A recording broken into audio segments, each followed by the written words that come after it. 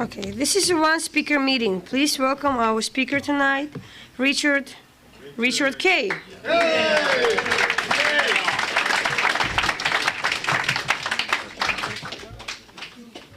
Hi, I'm a recovering alcoholic. My name is Rich. And I'll tell you, I got sober in the Bronx, and this is by far, this is the rowdiest meeting I've ever been to. I was going to try and sneak out the back when you guys started screaming. It's pretty wild. So I don't know. I'm afraid I'll get lynched for my story. I'm going to tell someone else's tonight, I think. Anyway, I'm a recovering alcoholic. My name is Rich. And I want to start out with that. When I first got sober, I started drinking at the age of 13. I was an alcoholic at the age of 13.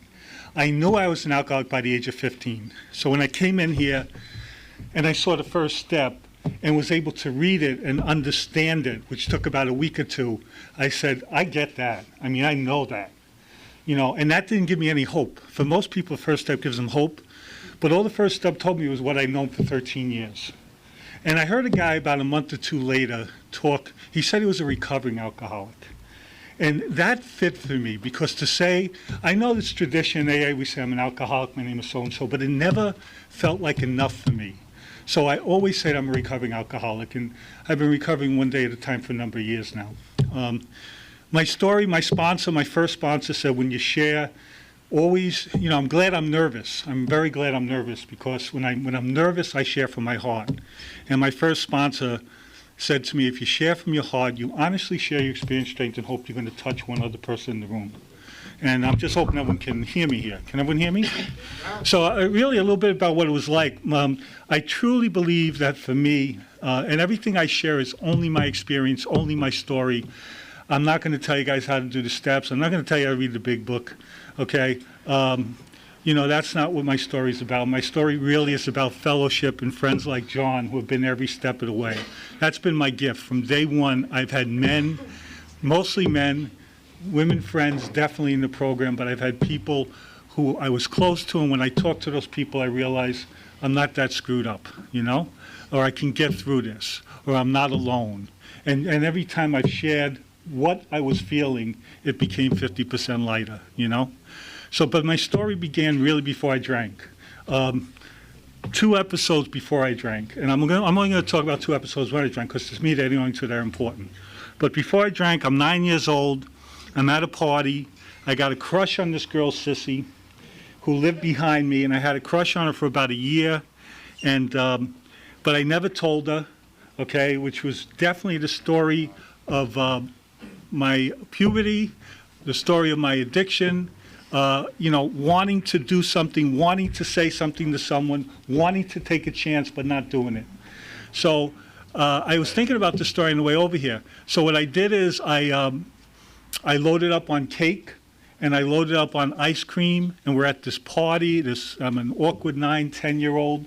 And finally, when I had enough cake, ice cream, soda, enough sugar in me, I walked up and asked her to dance, okay?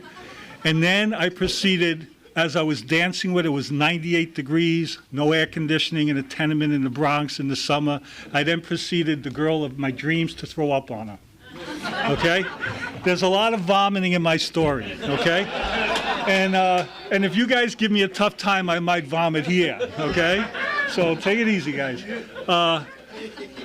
3 years later, I'm graduating 8th grade at Catholic school. Now, to this day, I'm a 58-year-old man. To this day, I could say every name of that kid was in class with me because we said our names about 6 times a day. We did roll call about 6 times a day.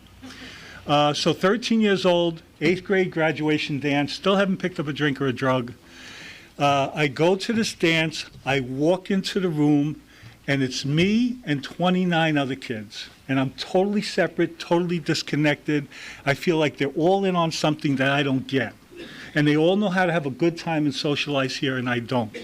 And when I think back on it, there was a movie that I grew up with, West Side Story, really cool movie. And there's this one scene where Tony sees Marie and Marie sees Tony for the first time. And the whole room's covered with smoke, like no one else exists on the dance floor, none of the Jets, none of the Sharks. There's just Tony and Marie. Well, that's what my 8th grade dance was like, but there was just me. There was no Marie, okay? That was my self-centeredness. That was my preoccupation with myself, you know? And You know, there wasn't enough cake and ice cream in that place for me to hide out that night and check out. I just remember sweating profusely, standing against the wall, acting cool, looking cool. I shared my story. Other guys said they did the same thing, acting like I really didn't want to dance. But if I had walked across the room and some girl had said no, okay, then I'm devastated. And I've talked to enough, I have enough female friends in the program, enough women friends to say they went through the same thing, which kind of gives me some comfort, you know? They were on the other side of the room looking cool. So I'm 13 and a half years old. I'm an athlete. I got dreams. I want to play football in college. I want to play baseball in college. I get invited to a friend's house, and really, the first time I picked up a drink, go down to a friend's basement. It's winter time. Guy's a little bit older, like 14 and a half. His parents are out. And the thing, you know, I'm kind of dating myself, but back then everybody, and there's some guys here around my age, but everybody, the status symbol in a working class family was if you had a bar in the basement, you know? And the basement could be a boiler room, you know? But you had to have some kind of bar there with a couple of bottles, you know? And there was always one tall bottle of wine that nobody ever drank out of, you know? But that was the classy thing, you know? You had this fancy bottle of wine, you know? But anyway, I go down this guy's basement, and he gives me a shot of something. And immediately, the first thing I remember is I take that shot, and I start shaking my head. And within this, okay, it got into me. It got into my system. And all of a sudden, okay, I feel like I'm the toughest guy in the neighborhood. I feel like I'm the coolest guy around. I look at the guys next to me, and I know I'm as good as them. I'm probably better than them, okay? At the time, I had a crush on another girl in the projects who didn't know who I was, okay? But, you know, 5, 6 drinks later, I'm running around the projects looking for my girlfriend and telling everybody, where's my girlfriend Lynn, okay? And walked up to Lynn and asked her out, and she went out with me, you know? So that night, a few things happened. One thing, after X amount of drinks, I blacked out. I had my first blackout the first time I drank. I decided I was really cool when I drank from the beginning. It was like 10 below zero, and I had to go to the bathroom, and I found the gas station. I was open at 1 in the morning, and but it had no door, you know. So I drop my drawers and I sit there on the toilet, and I'm looking at the people pulling in for gas, and they're looking at me, and I'm a real class act, you know. First time I drank, real class act, you know. And to me, this is perfectly normal. And they're laughing, and I'm laughing, and, you know, I think they're laughing with me, right, you know. So that happened. My buddies decided that we better get them home, so they give me black coffee. Give me a lot of black coffee. And they bring me home about 2 o'clock in the morning, but my dad woke up, and I know he smacked me around a bit. And I know, I don't remember a lot, but I remember vaguely some kind of, because the thing about blackouts that are kind of funny, I've had so many of them, but you can kind of go in and out of them. It's kind of interesting, you know? And I remember, you know, him hitting me a few times, and I remember not feeling it, you know? And I get up the next day, and I throw up again. A lot of throwing up in my story, you know? And I feel this taste in my throat, okay? So this is how I know I was alcoholic. I remembered the feeling of that first drink. I remembered walking up to that girl. This is what I remember the next day. I don't remember sitting on this toilet in the gas station make a fool of myself. I don't remember getting in a fight with my dad, okay? What I feel this taste, I don't remember. I still had the clothes on I had vomited. What I remember was that crummy coffee, that stinking black coffee that gave me a sore throat. And I swore that day I would never drink coffee again, okay? But that night, I'm going to go drinking again, all right? Because I'm after that feeling. Now, you know, I hope some people here can relate to me. I drank and drugged for 13 and a half, 14 years roughly. I celebrate my anniversary in October. I don't know my anniversary date. A number of years I didn't celebrate. It wasn't a big thing back east. If you talked about how long you were sober where I went to meetings, was bragging. And so I was, you know, you didn't talk about how long you were sober, which is kind of weird in a way. But anyway, the very next day, I knew I was going to drink again. The thing about my addiction was I chased that first high for 13 and a half years and never got that high again. I increased the amounts, I increased quantity, I drank more often, I included drugs, I drugged and drank. I chased that high for 13 and a half years, never got it again. And I've heard other people say the same story. So my story was one of, the word progression, we talk about addiction being the disease of progression. And I'm really kind of funny with words. I like words that are really clear to me. And for me, it wasn't progression, it was progressive deterioration. Okay, from day one, it was progressive deterioration. The guy who wanted to go to college is now a high school dropout, you know? Really, I heard a story, the man takes a drink, the drink takes a drink, the drink takes a man. From literally 13 and a half on, my purpose in life, my sole purpose in life was to do whatever I needed to do to get high, to get that feeling, which I never got.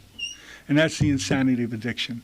And as time went on, like everyone else here, I paid more and I got less. Paid more, got less, okay, as time went on and on and on. And I look back at it now, and it would be like as if, I busted my ass for years to save up and buy a Cadillac. And I took all my money and bought a Cadillac. And someone walked up to me and said, I just bought it for like $6,000. Someone walks up to me and says, I'll give you $10 for it. I say, here, take it. I want that $10, okay? That's what my addiction was about, because my life could have been a Cadillac, I missed out, like all of us, many of us, missed out on being 15, 16, 18, 22, 24, The other story of my addiction was the end of my addiction. I'm 26 and a half years old. I'm obsessing about the girl I'm dating. I'm going through withdrawal. I'm going through detox. This was 30 some odd years ago. I didn't know what detox was. I just knew I had been through it a number of times, but I had no idea what it was. Because back then, there wasn't a lot of education about things like detox. So there had been a number of times that I spent a few days in my house sweating, vomiting, all that good stuff, and having paranoia and delusions and seeing things on the wall. But I just really didn't know. I just thought I was insane, So I'm standing on the train platform, and it was Woodlawn Road in the Bronx, L train, and all of a sudden, the train's pulling into the station, and I said, jump in front of the train. It'll be over. It'll be over. It'll be over like that. You're not suffering anymore. Because basically, from about 18 on, every day I woke up that I'm not going to get high today. And within an hour or 2 or 3 or 7, I had broken that promise. And every drink or every joint or every pill or everything I sniffed, after each line, after each one, it would be, you're stopping now. And then I would do it again. And now you're stopping now. And I remember closing bars at 2 and saying, okay, this is the end of the night, you stop now. And then saying to the guy, give me a 6-pack to go. And then finishing off that 6-pack and saying, good, there's nothing left, I can't have anything in the morning. And then waking up and finding the beer can, it didn't matter how many cigarette butts were in it because there was still some dredges in there, okay? So I really was, I guess I talked more about my drinking than I thought. So I'm ready to throw myself in front of this train, and something told me, some survival instinct said, there was a pole just like this one. There's these metal poles on the train platforms. And I wrapped myself around the pole, like 10 o'clock in the morning. I wrapped myself around the pole, because if I hugged the pole, the part of me that wanted to throw myself in front of the train wouldn't. And I didn't let go of that pole till that train not only pulled into the station, but pulled out. I don't know how close I came to killing myself. I know that for me, in 32 plus years of sobriety, I've never once been suicidal. That's for me. I know people are. I have friends close to me who have been. I've lost people to suicide, but for 32 and a half years, I've never been suicidal. But the last few years of my addiction, I definitely was suicidal. Getting sober, I speak to about 8:45, is it? I came into this program, and it was men and women just like you guys. And, I thought the things that you think you understand that you don't understand, like, for example, people said that this is a disease. So I looked at all of you. See, I didn't know I was comparing, but I had this weird way of comparing. I looked at all of you, and I would hear you share for 2 minutes or 4 minutes or 20 minutes. And I'd say, this is a really courageous man or woman. This is a good guy. He just had a shitty childhood. He just had a tough life. He's got a disease, okay? And he's got so much courage fighting that disease. So that's how I looked at you. But when I looked in the mirror at me, I said, you're a moral degenerate. You got no backbone. You're scum, okay? You know, these people have a disease because of their addiction, but you're morally inferior because of yours. You know, I'll tell you the truth, I'd much rather compare, and, you know, I always felt like with my sons, I said, you know, if my sons are going to be superior, inferior, I'd rather have them be superior. You know, I'd rather I had been superior. I think that would have been an easier way to go. But, you know, I went through that for a long time. The other thing I knew was, as I heard you guys tell your story, I knew in my heart that you could stay sober. I knew even the guys and gals I hung out with who, you know, bounced back and forth a week, 2 weeks, 3 weeks. I admired you because you stuck with it. You kept coming back, okay? But you see the comparison again. For me, I knew I couldn't stay sober because from age 15 or 16 or 17, I had promised myself every day that I would stay sober, and I didn't. And then I heard this really, really simple thing. You know, it took me about 3-4 weeks to hear something I had heard about 80 times by then, which is do it a day at a time. Do it a day at a time, okay? And I knew I could stay sober a day at a time. I had done it 2 weeks in the Army in basic training. I'd stayed sober 14 days. Nothing, you know? A lot of times when I was detoxing in my apartment, I had stayed sober 3-4 days. No alcohol, no drugs. So I knew I could do that. So I started to do that, just one day at a time. You know, I shared a period of time I've been sober, but I know two things in my heart. I know, and I used to ask people with a few years sobriety, I wanted to know what the secret was. What's the magic? And I'll tell you, when they said I do it a day at a time, I wanted to wrap them over the head, right? You know, like, don't give me this arrogant, you know, kind of like, you know, don't talk to me like I'm a kid, okay? You know, tell me what it is you're really doing. I mean, I would get so pissed at these guys, but they would try, and they'd say, no, we mean it. This is what we do, you know, a day at a time. And I thought about it, and then things started making sense. Like, you know, like, I was hungry about 3 hours ago, right? So about 3 hours ago, I was hungry, and but I didn't think, gee, what am I going to eat for 4th of July on a barbecue? I thought, man, my stomach wants to eat now, you know? I was swimming earlier today, and I had trouble breathing. And my lungs didn't say, you know, I wonder if you're going to get any oxygen like 2 weeks from now. You know, they had to breathe right then and there. So I said, yeah, this makes sense. You know, I can do this thing like that, you know. I did that. The other thing, I had a great sponsor. You know, it's weird how you get things backwards, but it works out frontwards. I had no front teeth when I first got sober. The first year, if you heard my story, it was a wonderful story about all the fights I got into, all the barroom brawls, okay? Then I realized about a year later that it was actually bullshitting, you know? I didn't know I was not telling my story, you know? I kind of had made things up. It sounded good. I had been in 1 or 2 or 5 or 8 fights. So this is why my teeth were chipped. But my teeth had gotten chipped basically from trying to drink bottles like very quickly, you know?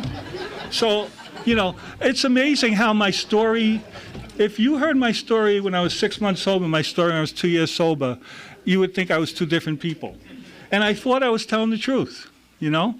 But then as time went on, I used to say how I could have played football for Notre Dame College. I never finished high school. But at the time, I believed, and now I'm 58 years old, I'm going to tell you again, I could have played for Notre Dame, you know? Okay?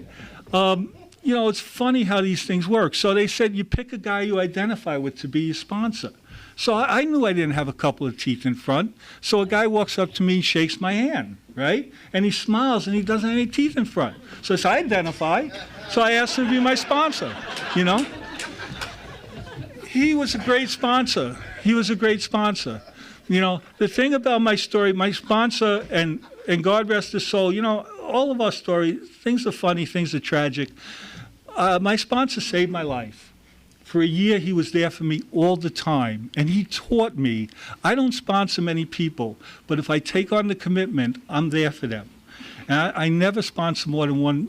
I think I've sponsored 2 people once, but you know, my sponsor was always there for me. But my sponsor wasn't there for himself. My sponsor had secrets, okay? My sponsor ended up hanging himself after a year of sobriety, okay? My sponsor, and I'm not grandiose enough to think that he, you know, I couldn't understand this. It didn't make sense to me. And why I share that is, you know, we all have clay feet. I still, to this day, it's 30 some odd years later, I thank my sponsor all the time, and I pray that he's in a good place. And my sponsor, we learn lessons. The lesson I learned was my sponsor knew how to be there for other people, but not for himself. And the lesson I learned was, I can 12-step, man. I can shake your hand. I can show up here and do things and make commitments. I could do stuff here for you guys, But the thing about staying sober was, man, I'm living with myself every day, okay? And if I don't make peace with that guy, and if I don't learn to have his life be enjoyable, I can sponsor 100 people. I can have 25 commitments. I can go to meetings 8 times a week, 8 times a day, and inside I'm going to be tense and irritable and discontented and miserable. That's me. That's my story, Sobriety, things changed because I changed from the inside out. I literally changed from the inside out. High school dropout, went to college, went on to graduate school, My relationships were a series of positive progression. I was married for 25 years. That marriage ended a few years ago, but I met that woman 6 years into my sobriety. If I had met her 2 years into my sobriety, she wouldn't have gone out with me. Because, I truly believe we hit certain levels of mental and spiritual health. And who I was ready to date at 2 years and who I was mature enough to date at 2 years, at 4 years I was more mature, more ready to handle more of a commitment. At 6 I was more mature, The gifts we get in our program, the woman who became my wife, she got pregnant, and we weren't married. And as soon as she told me she was pregnant, the first thing I thought was, I'm ready to be a father.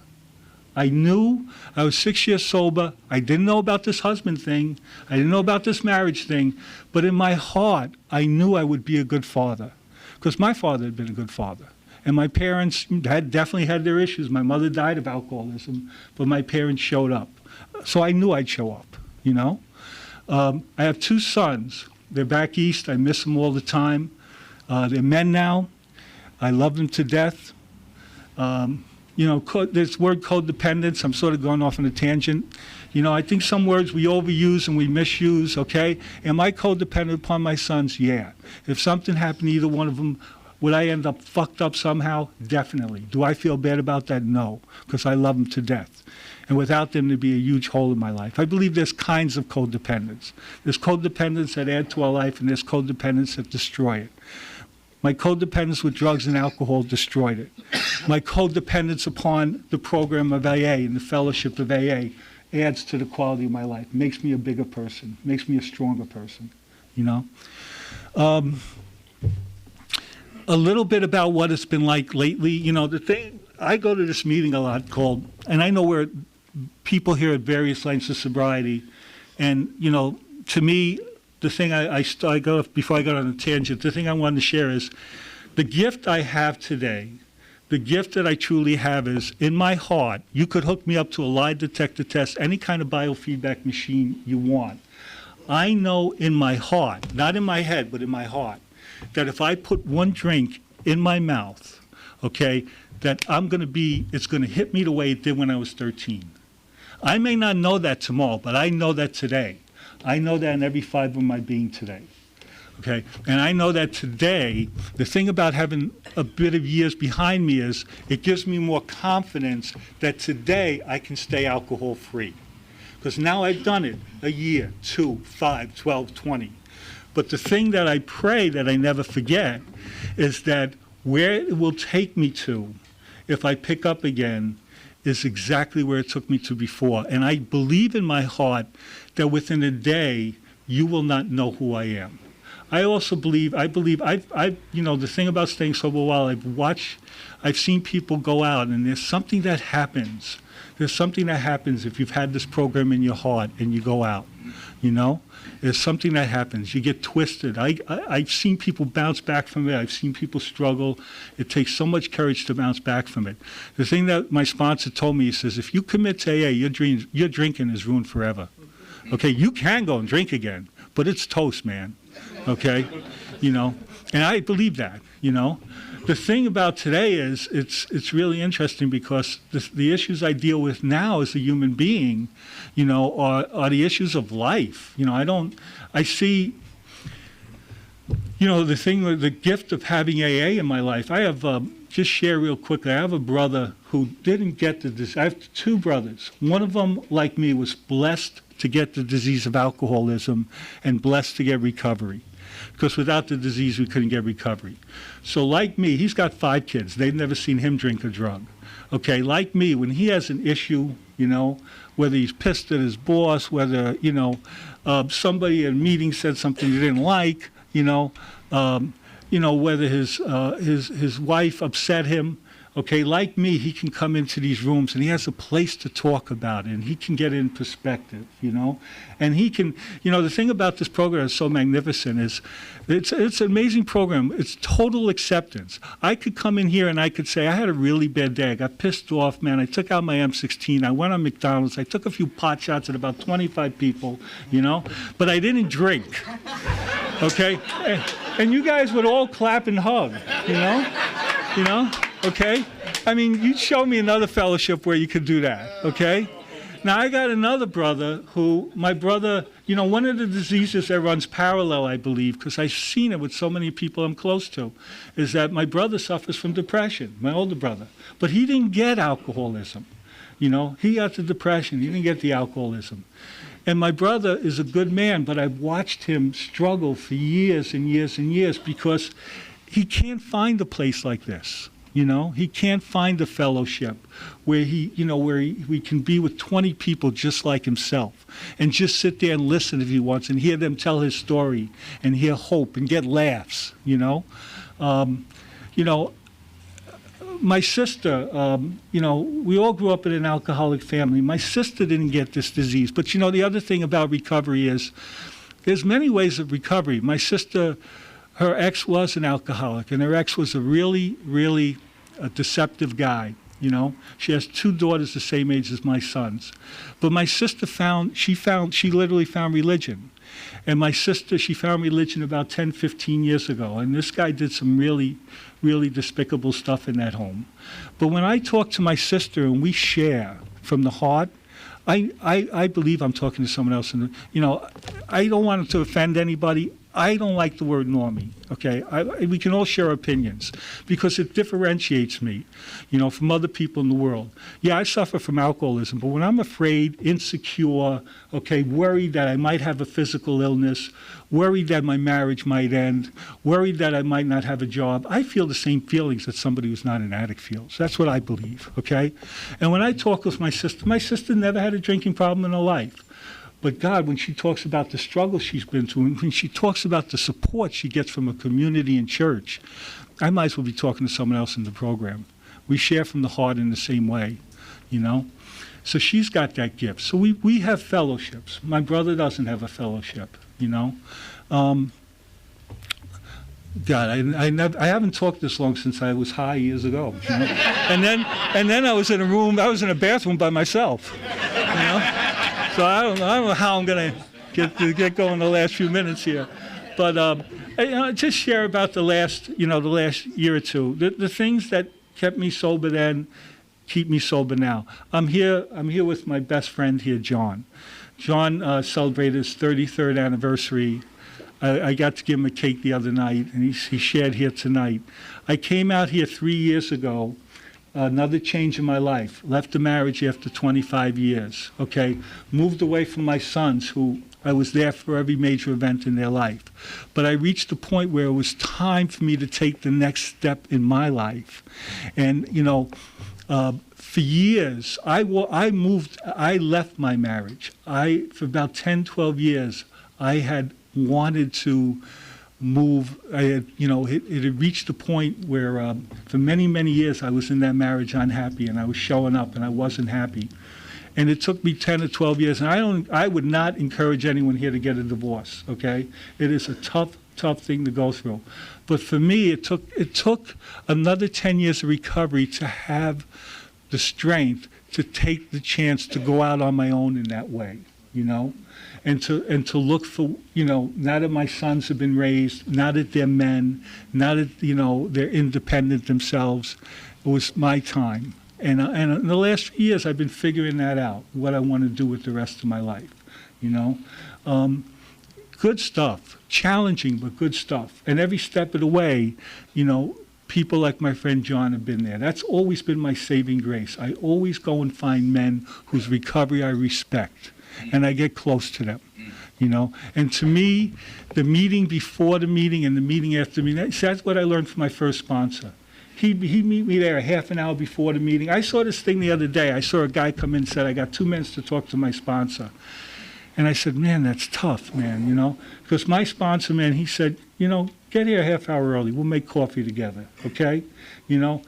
Let's go shoot the breeze afterwards, And if he couldn't, I'd find somebody else. And that's what I learned. And I my whole sobriety, I've relocated 4 times in sobriety.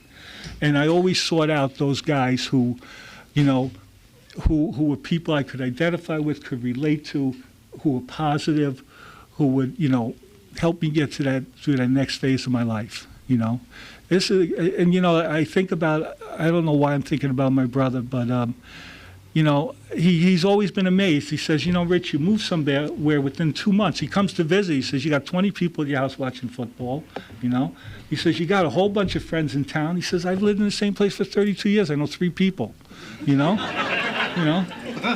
And, and I say to him, it's a fellowship, it's amazing. I mean, you find all sorts of friends and relationships here that, it's an amazing gift, sobriety, 2 things, and then I'll just kind of wrap up. One is a story. I don't know why I'm sharing this, but I love this story.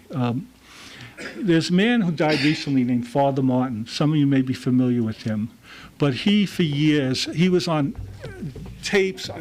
I listened to tapes and now DVDs, and he had this he was a Catholic priest, but he had this kind of special job where he traveled all around the country and shared. And in the Bronx, when we heard Father Martin was coming to share, the meeting would be like, you had to get tickets to go to that AA meeting. And they'd be sold out like a month ahead of time. But he tells a story about, this is a true story. He lived, I think, somewhere near Baltimore. And he was staying with somebody, and the guy was taking him to the airport because he was going to speak. So he hears on the radio, like at 6 in, that they found this person who's unconscious, now in the hospital, and they're asking if anyone knows him. He had no ID. And they found, what they did is they found an arm on a railroad track. And they found a trail of blood leading away from the railroad station to an old outhouse. And they found an unconscious man by the outhouse. And that's all that the radio report said. Father Martin says, take me to the hospital. I want to give him his last rites. I know he's an alcoholic. So his friend's in the car with him. He says, how the heck do you know he's an alcoholic? All they said was they found an arm, they found a trail of blood, and they found the body. He says, I know he's an alcoholic for 2 reasons, okay? Only an alcoholic would get so unconsciously drunk that they would fall asleep on a railroad track. And number 2, when that person came to and saw they didn't have an arm, only an alcoholic is so lonely and so despises themselves so much that they would crawl away to die by themselves rather than seek help. I don't know why. That story, I heard it years ago. It has always, always touched my heart. Okay? We're here. We're not crawling away to die by ourselves. Okay? And if you, me, all of us, if we don't pick up a drink tonight, we can be here again tomorrow. Thank you all for helping me stay sober tonight.